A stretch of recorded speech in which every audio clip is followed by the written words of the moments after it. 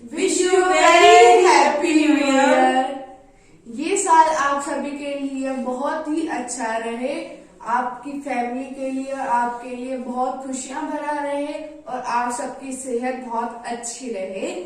और जैसा कि आप सभी जानते हैं कि हमारा जो 2020 था वो बहुत ही चुनौतियों भरा रहा था। उसमें हमने बहुत सारी प्रॉब्लम्स को फेस किया था। हमारी जो जिंदगी थी वो एक जगह पे रुक गई थी। पर हाँ, हम ये सोच रहे हैं कि अब 2021 आ गया है, ये साल हमारा कैसा जाएगा। 2020 था, उसे हर इंसान जो है वो भूलना चाहता है, पर उस साल ने हमें बहुत कुछ सिखाया है, तो इसलिए वो हमें हमेशा याद रहेगा। तो अब जैसे कि 2021 आ रहा है, हमने 2020 में भी बहुत सी चुनौतियों का सामना किया और अब 2021 में हम किस किस चुनौतियों का सामना करेंगे। कहा जाता है कि किसी भी कामयाबी को हासिल करने के लिए हमें चुनौतियों का सामना करना पड़ता है। तो यह भी माना जाता है कि चुनौतियां कामयाबी की सीढ़ियां हैं। तो अब हमें 2021 में कामयाब होने के लिए बहुत सारी चुनौतियों का सामना करना पड़ेगा। तो ऐसी ही चुनौतियों का सामना करने के लिए हमें तैयार रहना होगा और इन्हीं चुनौतियों के बारे में आज हम डिस्कस करने के लिए हमारे स्टूडियो में इकट्ठा हुए हैं। मेरे साथ मेरे सहयोगी रिदम। नमस्कार। तो ऐसी ही चुनौतियां, सबसे पहली चुनौती हमारी यह है कि हमें कोरोना से लड़ना है। कोरोना के लिए वैक्सीन आ चुकी है।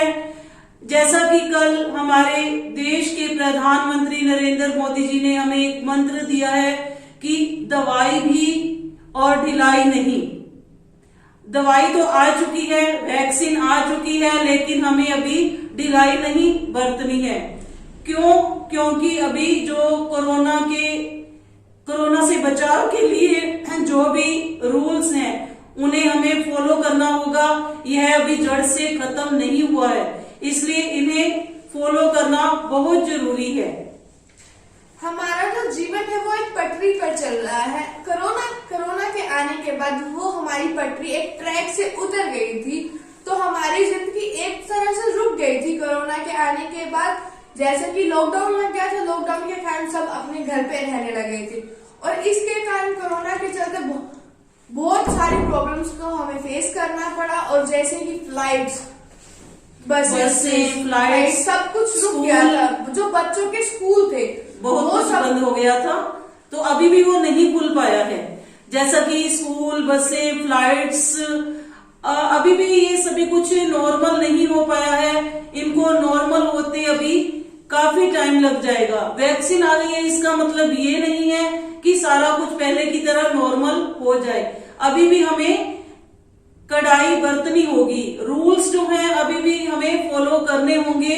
जो अभी स्कूल बंद हैं छोटे बच्चों के, वो अभी नहीं खुल पाएंगे क्योंकि सिर्फ अभी वैक्सीन आई है। ये वैक्सीन सभी को भी नहीं तो लगा है, ये दवाई सभी तक नहीं पहुंची है अभी तक, और इसीलिए हमें रूल्स फॉलो करने होंगे। और जैसा कि बच्चों के स्कूल्स नहीं खुले हैं अभी तक, उनकी पढ़ाई पर इतना ज्यादा इफेक्ट पड़ रहा है कि बच्चे एकदम लापरवाह हो चुके हैं। वो उनका ध्यान जो है पढ़ाई से बिल्कुल हट चुका है। वो अपनी पढ़ाई पर बिल्कुल भी ध्यान नहीं दे रहे हैं। और जो 10th और 12th के CBSE बोर्ड के एग्जाम्स थे, और ये भी पहले ये कहा जा रहा था कि वो फरवरी मार्च तक नहीं होंगे, अब ये कहा जा रहा है कि वो एग्जाम मई जून में होंगे, वो भी ऑफलाइन होंगे, ऑनलाइन नहीं होंगे। बच्चों को खुद जाकर अपने पेपर देने पड़ेंगे और इसमें कितना टाइम लगेगा। और इस चीज में हमें बहुत ज्यादा सावधानी बरतने की जरूरत होगी, क्योंकि ये बच्चों का मामला है। अगर बड़े लोग होते हैं वो फिर भी समझदार होते हैं, बच्चे लापरवाही जरूर करते हैं।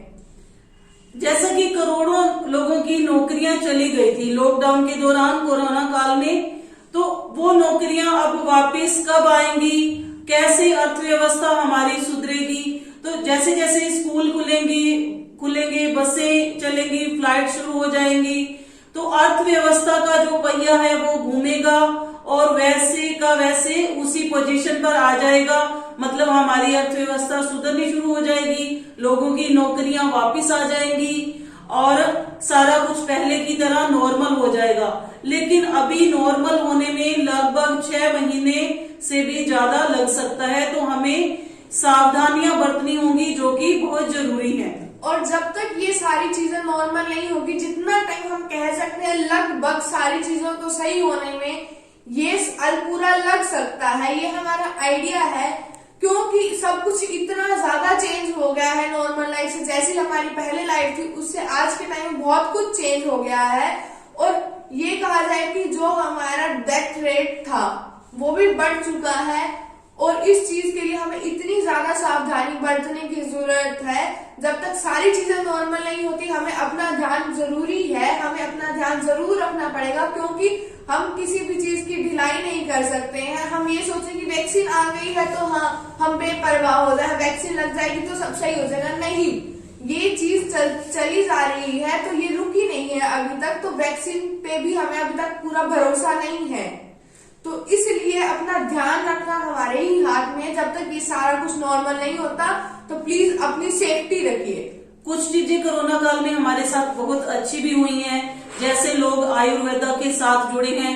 आयुर्वेदा एक वरदान की तरह साबित हुआ है सभी के लिए, और लोगों ने एक्सरसाइज करना शुरू कर दिया, वॉकिंग शुरू कर दी, और आयुर्वेदा के साथ जुड़ने के बाद घरेलू नुस्खे अपनाने शुरू कर दिए। इनको हमने अपने जीवन के साथ, अपनी रेगुलर जो डेली लाइफ है इसके साथ जोड़े रखना है। ऐसे ही, ऐसा नहीं कि इसे हम भूल जाए। कोरोना काल खत्म होने के बाद हमने इसे छोड़ना नहीं है, इसे हमने अपनी जीवन शैली में अपनाए रखना है, तो यही हमारे लिए बेस्ट होगा। और जैसे कि आप सभी जानते हैं कि कोरोना काल के चलते हमने घर से काम करना शुरू कर दिया है। जो लोग वर्कलेस थे उन्होंने भी ये काम शुरू कर दिया है, जिनके पास टाइम नहीं था बट उन्होंने फिर भी कोई ना कोई इनकम जनरेट करनी थी, वो अब घर में बैठकर काम कर रहे हैं, क्योंकि ना ही उन्हें बाहर जाना पड़ता है और वो घर से अपना काम करते हैं और अपनी इनकम जनरेट करते हैं।